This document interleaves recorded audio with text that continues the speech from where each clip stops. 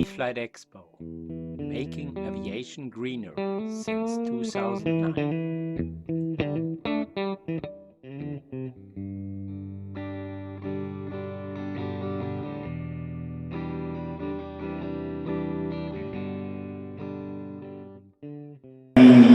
Fourth session of the E-flight-expo, and we're gonna talk about air traffic control for AAM, because we talked a lot about all the nice aircraft which we will fly in the future with electric motors and so on. And with this, you think if you have the aircraft you can fly? No, because I don't think that this, especially eVTOLs, will be able to integrate in the existing air traffic control, because the existing air traffic control will not be able to handle hundreds, maybe thousands of eVTOLs or other modern electric aircraft, maybe flying semi-autonomous. And for this, we need a new kind of structure for the air as well. For this, I have the honor that I have interesting people from around the world which have had thoughts on this, which I have on my stage. So if you, Victor and Daniel, can come up. Ken to the stage. Ken, our third presenter, he is at the same time recording what we are saying here, so he will come up to the panel afterwards. So if you come up here, Victor, I will need the, here is the slide forwarder. The thing is, why I'm here, I started the E-flight-expo here at AERO with the AERO Fair together in 2009 after flying my very first electric aircraft. But I thought, that's so great, I have to persuade them, we have to do some show for it. We integrated, it was at the first time, I think it was 3 electric aircraft. Now we have a full hall, we have electric flying tomorrow, we have VTOLs, we have everything. And it's growing. And so I know here at the show, and you will see this, first you think it's empty, then suddenly it's filling, and suddenly it's getting empty again because people have other appointments. The show has so many interesting things to give that they has to stay. That's why we are recording this presentations here, and you can look at the recordings at our YouTube website afterwards in calm. So, and we do some printed brochures which are out here. We have a booth in A7 where you can have a look what's going on in the electric flight over the last years and this year. So, with this said, we're coming to something which I experienced at I think 27th February in Shenzhen this year, because for the first time there was a kind of traffic which they were doing with a full-size 2-ton eVTOL over the Pearl River Delta, which is more than 50 kilometers. They didn't have passengers on board, they had dummies on board with the same weight, but for this they had to close the airspace of 4 international airports, because there is no structure how you can integrate such an aircraft right now, especially if you fly autonomous, like they do a lot of them at the moment. So for avoiding this for the future, we will have to have a structure which is integrating the existing air traffic as well as the future air traffic. And for this, Shenzhen area, which is a 80 million people area with a lot of mega cities, which has quite a bit of helicopter traffic right now, they are going to work on having the first traffic, and for this they have to make the structure. And this is my first guest, Victor Chen. He is, I give you a microphone.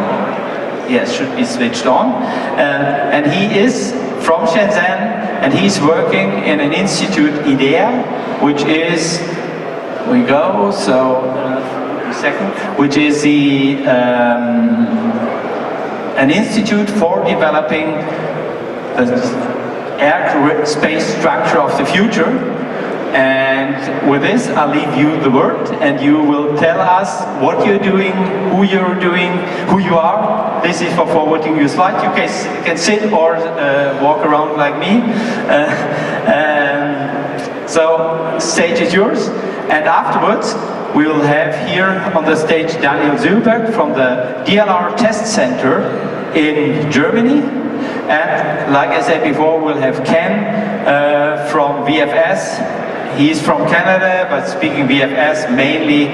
They are around the world, but they have their focus on United States, so he knows what is going on in the United States there. And then afterwards we will discuss, but you're also open to ask questions to any of the subject we're touching. Stage is yours, Victor. Okay, and this is not the way I thought, so I prepared the notes here, so I will stand here and talk about what we do right now in Shenzhen.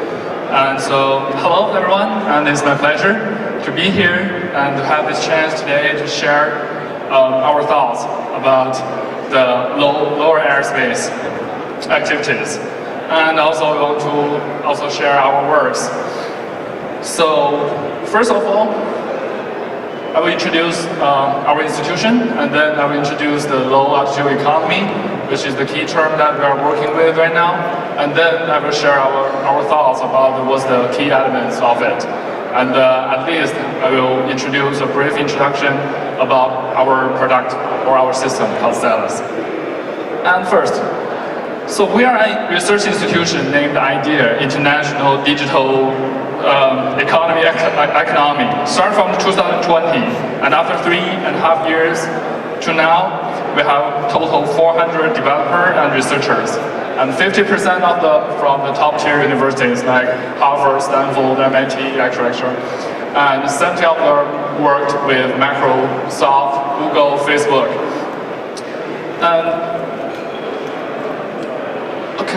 And within our research institution, we have 8 core research centers focused on different aspects, but mainly on the artificial intelligence algorithms. And besides that, we also have 3 joint labs, 7 CTO labs, etc. And we also have collaboration with a lot of universities. And every year, since the 2021, we have held the IDEA conference on November 22 to launch our product. And we also invited a lot of experts to have a panel discussion in Shenzhen, China. And those are the productions that we have already published so far. Personally, my favorite is SPU, the Security Perception Units, which enable people to use it without seeing it. And also we also have a large language model and Quantum 4.0 for the finance, something like that, a lot of fun things. Now, let's kick in the topic today. First of all, let's clearly see the relevant key term. Okay, I think that's okay, so the first is the question, like, why are high-risk building cities? Well, that's because the lack of the land resource. This issue is especially for a lot of big cities all over the world, and especially in China. So, in order to have more space, we're forced to explore the lower airspace by building the tall buildings.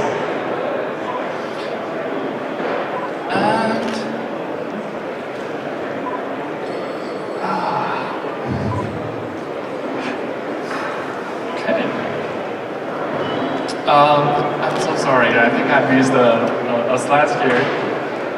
And the use of the space can be eased by construction of tall buildings, but the traffic is still limited in the ground. And for example, that also causes us a lot of troubles, rush hour, accidents, roadworks. All those things are motivated us to expand to 3D low airspace for the traffic. And that's the definition about lower airspace. So the first is the upper airspace. It's from the 6,000 meters to 1,200. And the lower airspace would be from the ground to 1,000 meters. And within those areas, the low altitude economy is a comprehensive economic force driven by flight activities in low airspace. So normally about 1,000 meters, but in Shenzhen terms, it's 600 meters. And those are some advantages of the flying in the lower airspace. I think that's pretty obvious, so I will just skip this and this.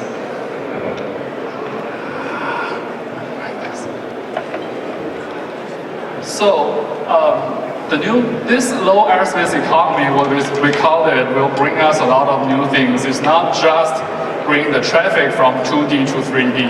Rather than that, it will come us to, obvious first of all, it will intend the traditional activities on the 2D ground surface to the 3D low airspace, and also create a new transport forms with significant advantage of point-to-point. For example, timeless, high efficiency, low carbon emissions and actions. And by leveraging those progress in artificial intelligence, for example, telecom, sensoring, digital twins, and UAVs and other digital technologies, the low airspace economy can also generate a new $1 trillion market and become a new economy engines to boost up a lot of activities or company activities. And also, it has the high advantage in the low airspace, and the numerical transport forms will enable a dimension of innovation applications and create a new paradigm for work and life to better fulfill people's needs. And the last is the new space. The lower airspace contains potential greater economy values than the land resource, and with the UAV ecosystem as its foundation and ground transportation system as a reference, low altitude flight are not only feasible and scalable, but also manageable and reliable.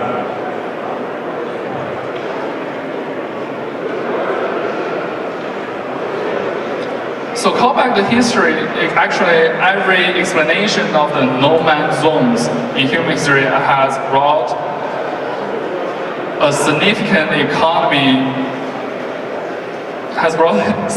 economic values and historical significance. And we believe this opened up the lower airspace would be a new milestones in the world.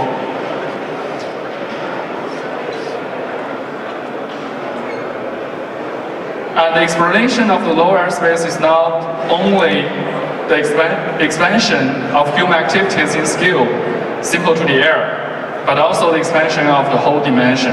By doing that, the lower airspace, a natural resource, will be transformed into an economic asset with economic attributes that creating unlimited value in the future. This transforming will be accomplished by 3 key phases from airspace perspective. The first is accessible, which is pretty much right now the situation in the world, and probably the situation in Europe is the best. And then it will turn out the computable. So thanks to the rapid development of the sensory communication and radar technology, and the positioning and satellite surveillance, things like that, the lower airspace can be completely digitalized into a virtual environment so that will be computable. And the family is operable. Under the computable framework, complex big data can be processed quickly to enable large-scale, safe and efficiency low-altitude flight activities. It also allows the lower airspace to be ratcheted, accessed, and operated, thereby generate numerical economic value. So, then for this, we summarize some key elements of this low airspace economy. It is places, applications, air vehicles, and infrastructures. Those 4 key elements basically made up the low airspace economy. So first is places. Many countries, including like China, especially in China, around the world have successfully released the places and rules for low airspace. And that enables us to exploration and management and launch the pilot projects and carry out delivered exploration. And applications we separate into two parts. The first part is very traditional user case scenario. For example, photography inspection, smart city rescue, and surveillance, something like that. And those user case scenarios have a very typical property, is they are not able to scalable. Those, their economic value are limited.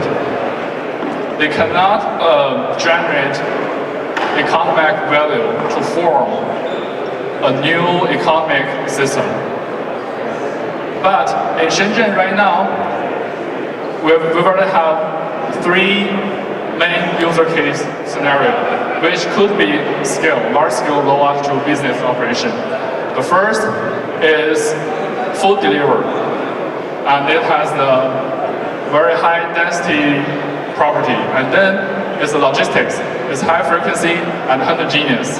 And the last is the passenger flights, which is mainly based on the helicopter right now and the eVTOL in the future. And those flights are basically scalable and large scale for now. In the last year, 2023, we have 400,000 flights total in a year, within the year. So that will cause a lot of problem or a lot of challenge, and we'll mention later. And third key element is the air vehicles, and I think everyone is much more familiar with this than I do. So right now, it's basically a lot of OEM have already earned their license and certified to doing the commercial flights. But there's a lot of things still can be optimized, but so far we have something to fly. And the last but not least is the infrastructure. The development of the low airspace economy depends on new infrastructure system to support large-scale, safe, efficient, and low-cost, low-altitude flight activities. The traditional management ways we separate into 6 categories: is communication, navigation, sensoring, and takeoff landing facilities, air traffic management, airspace management, airway design, and flight trajectory planning. But this traditional way cannot support the large scale. Because think about this, right now the situation here is once you take off, you're basically on your own, right? And if you want to get support, like the airport, then the cost of this infrastructure is unreasonable, and it's hard to support an economic system. So, in order to fill the gap of the field of the low-altitude infrastructure, we have designed, built a smart and integrated infrastructure program for low airspace economy. And it's basically can separate into 4 parts. There's facility night, LAS internet, and road night, and service night. So the first facility night is basically hardware. For example, emergency landing, takeoff and landing station, parking, support station, something like that. The purpose of it is to satisfy the business and enterprise needs. And then the last 3 nights, last internet, road night, and service night, make up what we call the SILAS, smart and integrated lower airspace system. So the last internet is basically sensory and communication in the low airspace. It includes communication facility, navigation, surveillance, sensoring, and it's made up by hardware and part of software, and maybe a little bit algorithms. And RoadNet is the main part of this system. It's basically have the airspace representation, digital twins, 3D maps, SIM, beam system, and knowledge base. And it also has a lot of flying basis rule and compatibility platforms. So basically the AI software plus computing hardware, the purpose of it is to satisfy the airway planning and verification needs. And the main purpose of this net is to improve the efficiency, user efficiency in the airspace. And the last one is service net. It's more like an application or web. It's the digital management and service, for example, lower airspace monitoring and management system. And the purpose of that is satisfy the administration and regulation safety needs. And what we call the SILAS is a smart and integrated lower airspace system. So it is a digital subset of the smart and integrated infrastructure. And the last internet is the construction of intelligent ground and airborne information infrastructures and development of IoT and digital sensoring technology and secure communication. And the RoadNet is taking various real-time flight-related data layer, build a world model for the lower airspace system, include airspace, air vehicles, and environment, and integrated them with other data sources and knowledge to make the prediction and simulation things. And the Phantom Service Net, as mentioned, is built up a service platform to conduct various critical management tasks. For example, the flying application in certain country need to be approved, right? And the last is the SILAS OS. SILAS OS is basically integrated the RoadNet and ServiceNet into one operating system.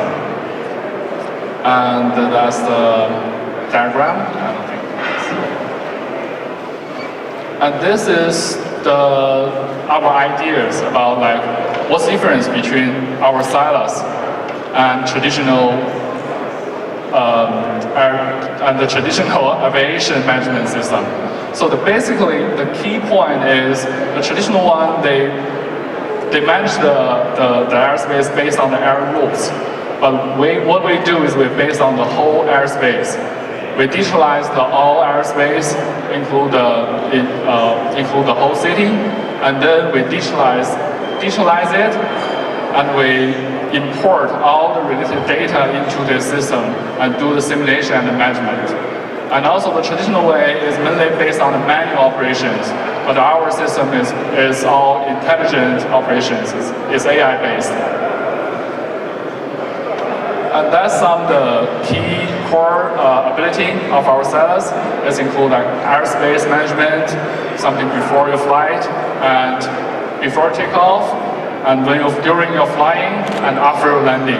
You have the air route planning, pre-flight risk assessments, air vehicle takeoff landing scheduling, and during flight service, you have navigation and conflict warning, something like that. And we also have the abnormal detection and handling. And finally, we also have the non-cooperative air vehicle detecting and handling. But all those abilities are mainly based to tackle one motivation, is safety. Is how we can enable lower airspace flying activity to running under a safe condition. Over the past 100 years, aviation industry has been continuously exploiting the airspace. But the lower airspace is significantly underutilized. Today, IDEA tries to redefine the lower airspace as format from natural resource to economic asset and empower societal and economic growth. Digital technologies are leveraged to make physical lower airspace fully computable.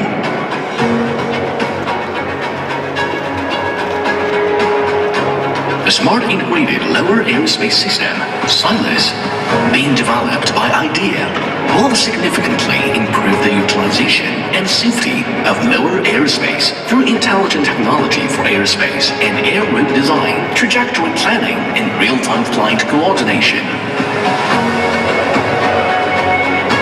Safety is always a top priority.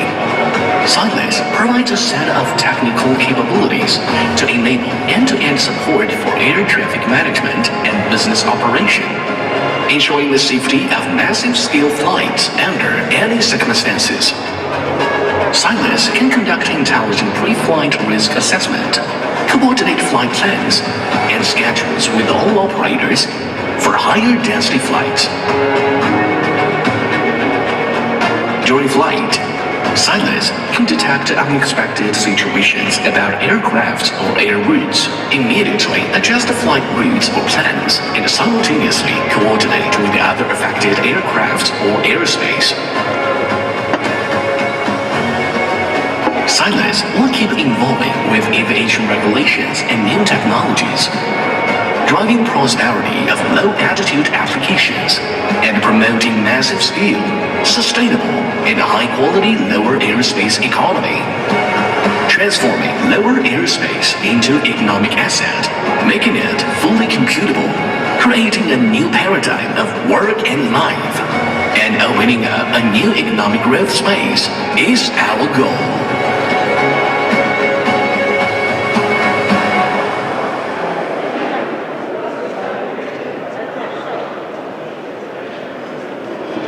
Alright, and that's pretty much it. I think the video tells better than I do. Hello, thank you very much, and I think it's a really great dream. Let's see if we can realize this dream, especially when we talk about how certification bodies around the world would look at this. And with this, I have somebody who is in this way probably much more down to earth, because he has to work day to day, making the flying happen right now. But in between you two, probably we have to develop the future. So Daniel, if you could give us an update what's happening in the DLR center in Cochstedt in Germany, and then we discuss later what you think of the vision for the future. Okay. Yeah, thank you so much, Willi.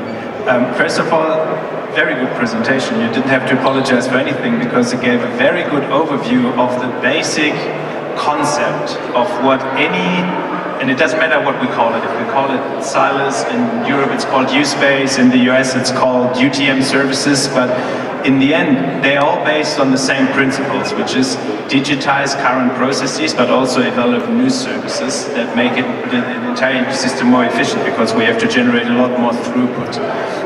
So I'm not going to dive too much into the European U-Space regulation, which has been published by the beginning of last year. So in Europe we have a standing regulation, and we can actually from a regulatory standpoint certify such airspaces already now. But the problem is coming from a basic regulation into an operating system, and this is something that we are doing at DLR. So what we are not doing is, because we are the German National Research Institution for Aerospace Technologies, so the short description is always what NASA is to the US, DLR is to Germany. Therefore, we are trying to bridge the gaps that are currently existing and show that there is concepts available and concepts can be developed to achieve this dream that I think now internationally everybody has. So I'm going to dive a little bit more into the actual activities and project examples on what's being done, what is actually finished. So first of all, let's give you an overview about what we are currently doing.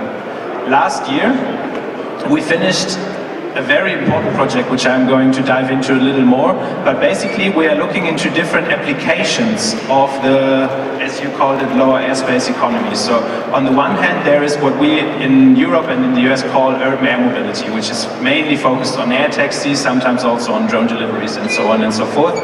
Also, we are looking into logistical applications, which is different, because then you are probably going to try to reach remote areas, and we are looking into new concepts of those vehicles as well.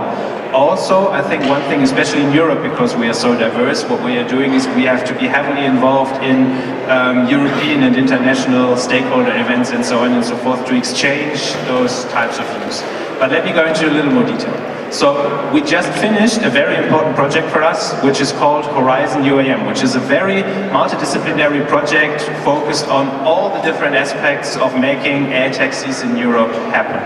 So we looked from what is the actual market in Europe, over model-based simulations of the vehicles, of vertiports and so on and so forth, all the way down to what you already mentioned, public acceptance, because if there's a resistance within the communities, people, although you can actually ease their lives with pizza deliveries, for example, they will not want them, because especially in German, sometimes we're a little bit stubborn.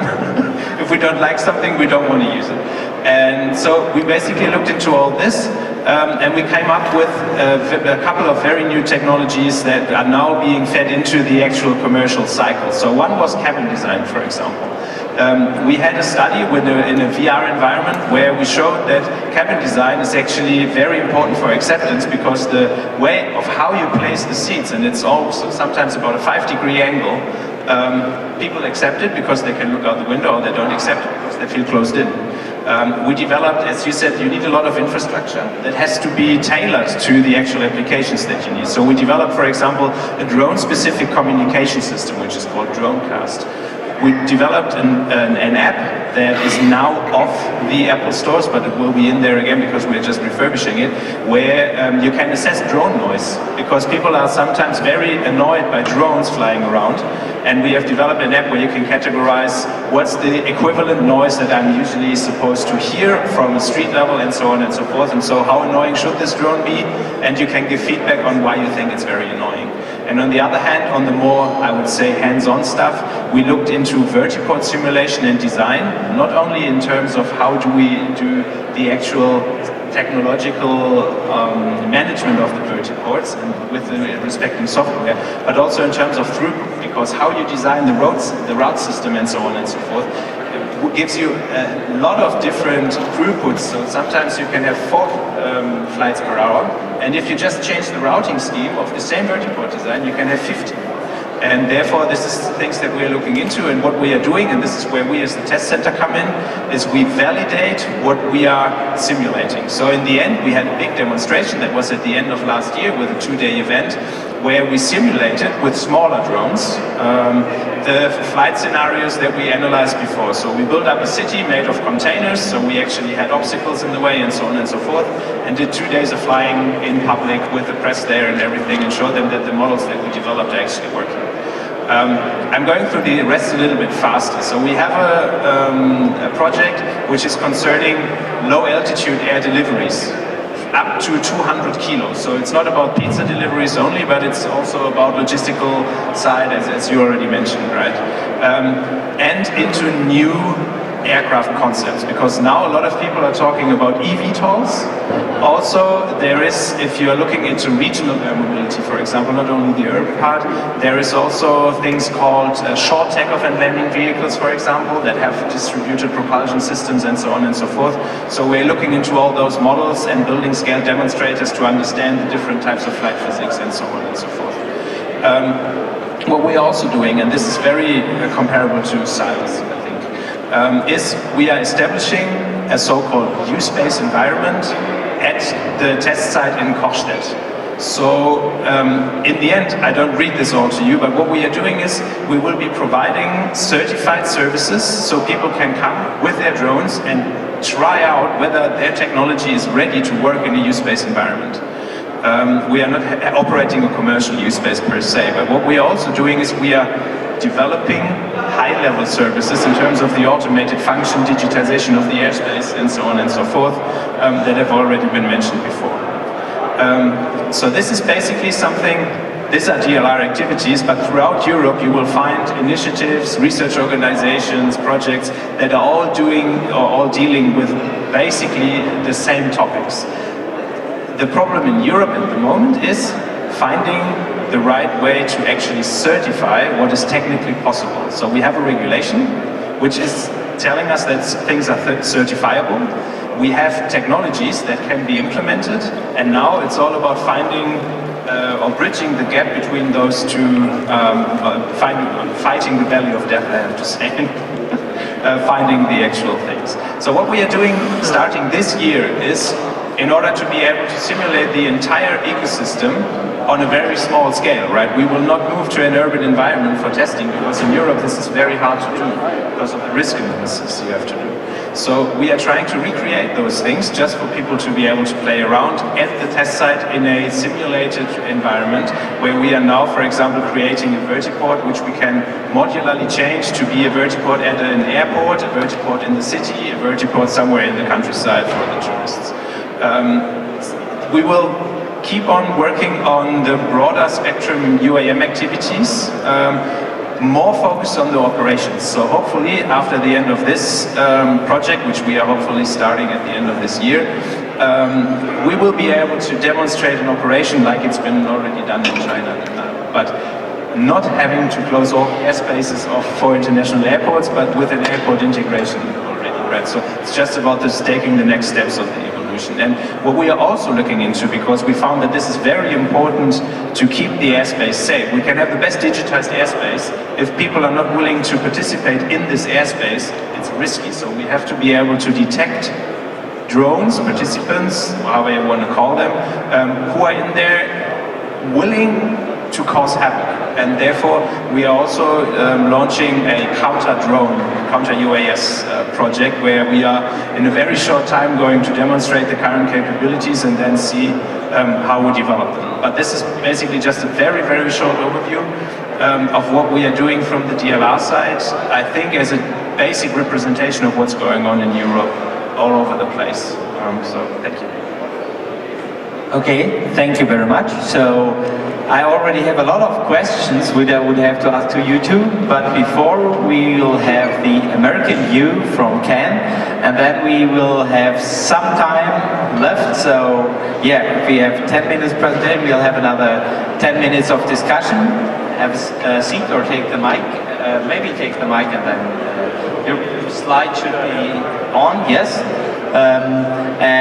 Yeah, just give us a quick overview what VFS is, because it's not that known here, but it has just a short thing. It has developed from being a leading helicopter association to, I think, one of the leading organizations in eVTOLs around the world. I always love to go to your events in the United States and getting additional information there. And yeah, give us an overview and then we can discuss. Okay.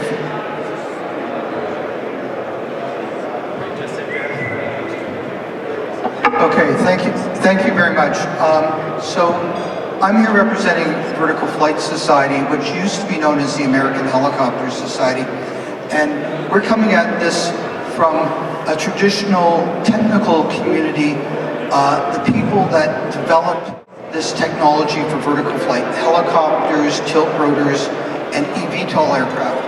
And as our members, and we have 6,500 members, became engaged in this electric VTOL or electric aviation revolution, they realized that the underlying premise was that there would be more vertical flight activity taking place than currently that we see with helicopters. That the expectation is that the movement of aircraft and the movement of people would increase substantially. Not only would that create a bigger market for vehicles that these companies would design, but it also had implications in terms of the ecosystem, that you would have to create new places for these aircraft to operate, and you would also have to think about new concepts of how these aircraft would be integrated into the existing airspace. But that underlying idea of market stimulation through new technology was one of the things that we saw. Now, what we saw in North America in the last, say, 8 years was a convergence. We had companies like Amazon who were looking at package delivery. We had companies looking at medical isotope or pharmaceutical delivery, or maybe even drone delivery for medical tests, where you want to increase the cycle time of a lab test so that you can deliver the proper health care to a patient. In 2016, a new player entered the market called Uber Elevate. Uber, who we know as a mobility company, put forward the idea of using the sky to take their passenger intermodally from a doorstep at home to an office, but rather than through traffic, over the traffic. And what that did was, it was a disruptive idea because of their publicity machine and their marketing efforts and their brand awareness. It started to awaken many different parts that were working in isolation, the drone community, the helicopter community, the eVTOL developers, the developers of regional air mobility. And what happened is that through both the technological push, in the same way that we've seen disruption in the space industry, where new technologies come along and it's no longer just a NASA as a player, it forced the existing regulators and the existing research agencies, the developers who had aspirations to create these markets, to work together. So, for example, what you saw was NASA would have talked about unmanned traffic management, they would have talked about urban air mobility, and they realized they had to pull it all together under an umbrella term of advanced air mobility. And so what you have now is, in a sense, an interesting, you have the traditional regulator who's providing the air traffic services, who is very safety focused. In some cases, the air navigation service provider is also the regulator, such as in the United States, where the FAA plays both roles. In Canada, we have, where I'm from, we have Transport Canada as a regulator, but 25, 30 years ago, NAV Canada was spun off as a separate company to run the air navigation services separately.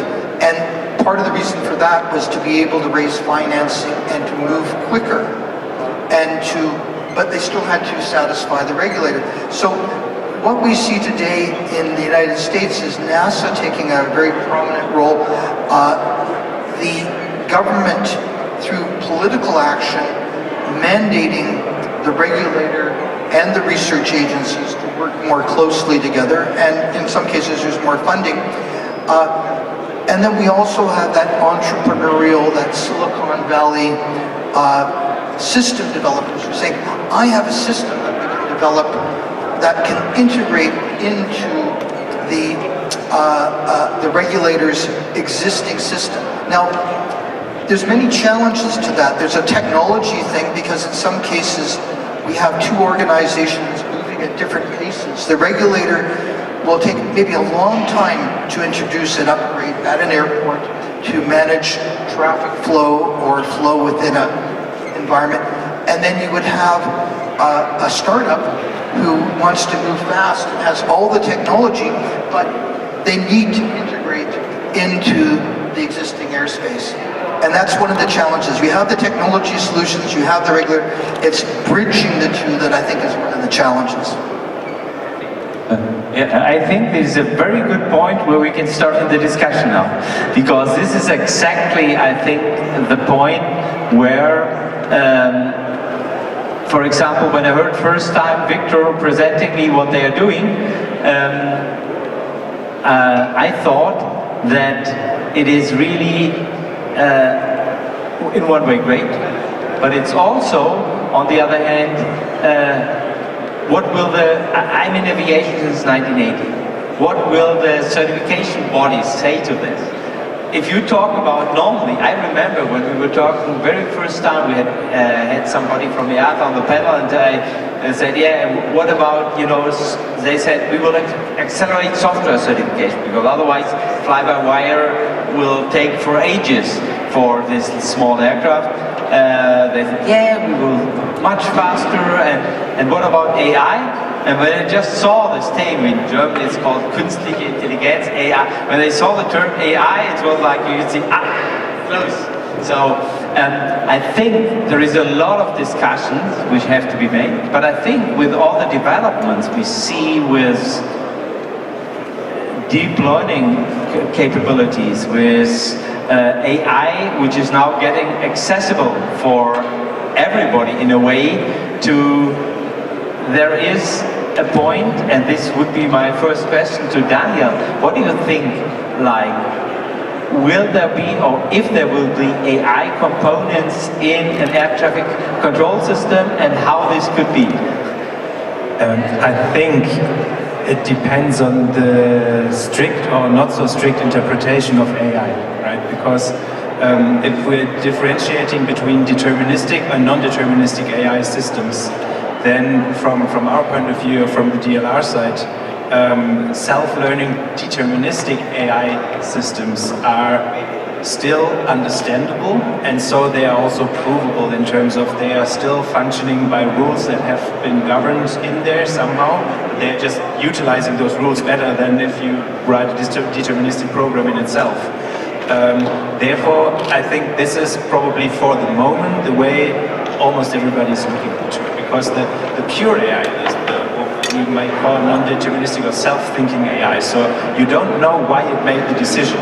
This is going to be hard for the regulators to acknowledge, because there are very fundamental questions concerning those types of AI already that have been dealt with as well. One thing is liability, for example. So for the certification process, if you have an AI and you can't recreate the decision-making process, who is liable if the DI makes a wrong decision, for example? And there's an excellent colleague from NASA called Mark Skook, who I think almost 5 years ago started an international standardizing campaign, not on standardizing AI or standardizing software certification, but he said we need to start with the basic certification framework for AI, including decision-making ethics, including acceptance, and so on and so forth, because before we can actually go into detail on the technical. So I think on the horizon definitely will come, and for those type of systems we have been talking about, we will heavily rely on, we might just call it high performance computing maybe, and not AI, because it's the same about automation and autonomy, right? There's degrees in there which sometimes are used in the public sense and mean something totally different to the regulators, if we go into detail. Okay, same question maybe to Victor. What do you think when you start, because I know you don't come from aviation, you come from the AI side. So, what do you think, in which time frame you will use such system, or you hope to use such systems, like deterministic AI systems, in practical flying in Shenzhen? Yes, I totally understand the people's concerns about the reliability of the AI. And what we always say in the AI field, we say artificial intelligence algorithm is something behind the religion, which means we know it is like 99.9% they're right, but what if they're wrong? So, but right now in our system for Celas, we do have a lot of AI components. And in order to control keep the reliability and also the understandable of the algorithm, like you said, the regulator or the governor want to know what exactly happened or how to make a decision. So we have certain mechanisms. For example, calculation and validation. Calculation costs a lot, but validation is relatively easy. So right now we have dual system. One system is rule-based validation, and the other system is AI-based calculation.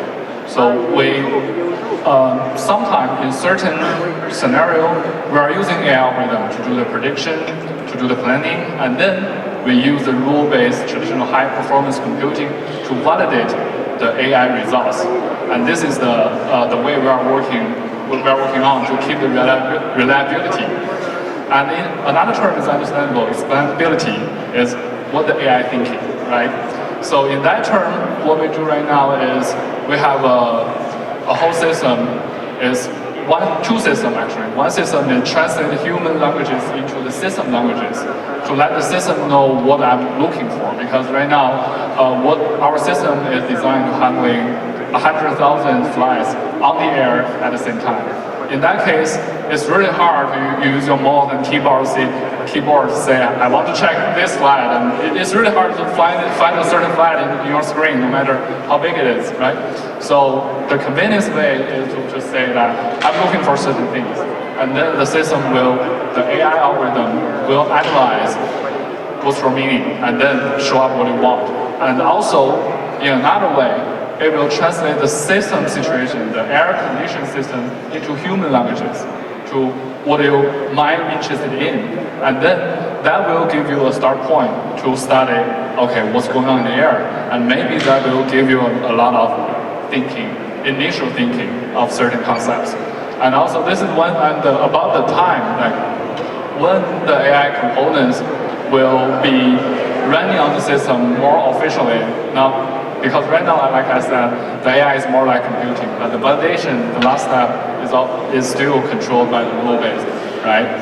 But the AI algorithm is totally based on data, and data will not just come up from nowhere. It needs time to make, to save, and to optimize. So right now we're in this step. Like we are trying to collect all kinds of data and optimize our algorithms. And maybe if you want just to say like very creative thought, like when this will be the man in control AI, I'd say at least 5 or 10 years later. Okay, thank you, Victor. And I have the same question, maybe from another point of view, because I know Ken, he has been in aviation for decades, and especially, so he comes from the aviation, as I know, from fixed wing, from helicopter aviation, so from the real existing normal pilots world which we have had up to now. So maybe you give us your point of view, how you think things could develop. Yeah, so I worked in the helicopter industry. I worked with Bombardier, with the regional jet marketing team, where we had a concept of a new aircraft, and we weren't sure, even when I joined, the first deliveries had already taken place, we weren't sure how successful that would be. But there was this idea that regional jets would be everywhere, and it would increase the traffic at airports substantially. And most recently I was with NAV Canada working on the remote tower, the remote and digital tower implementation program, which is sort of mirroring what's happening here in Germany and Norway and in Sweden in terms of remote towers.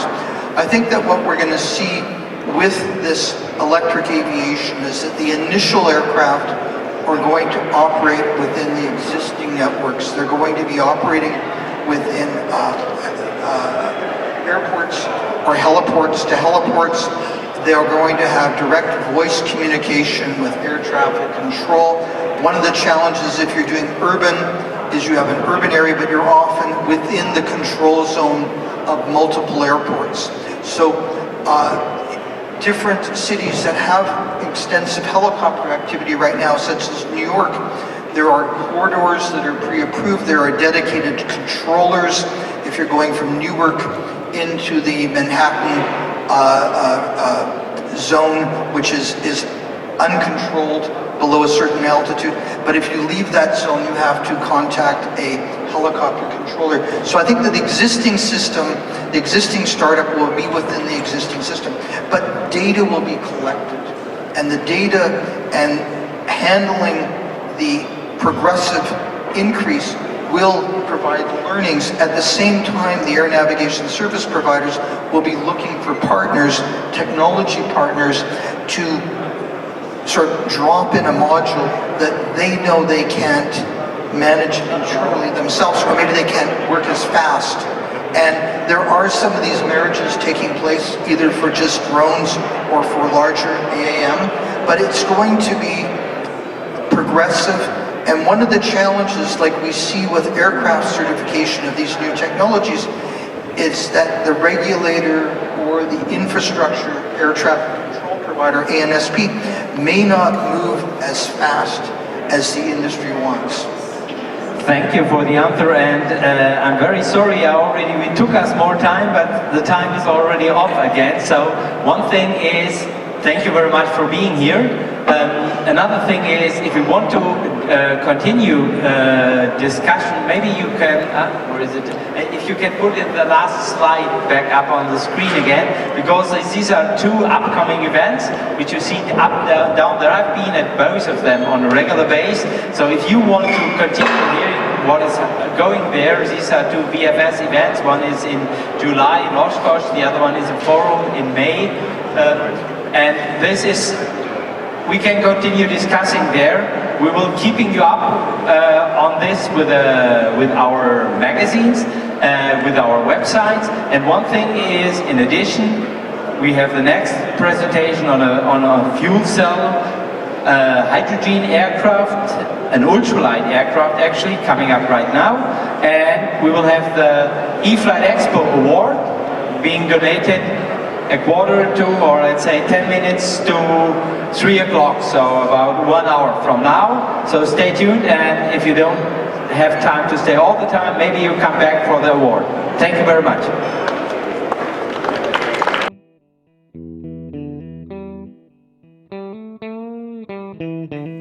How can you receive eFlight Journal?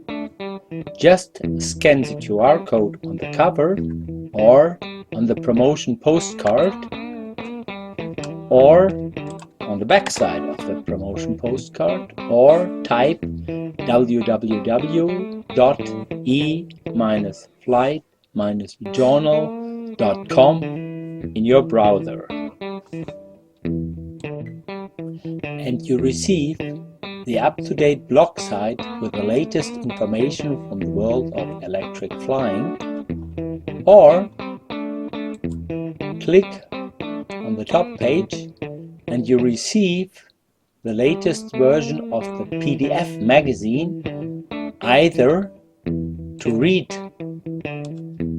on your computer or cell phone directly, or click on the link below, and then you can download the PDF of the magazine as an offline magazine to read anywhere you want, even without internet connection. Thanks and goodbye.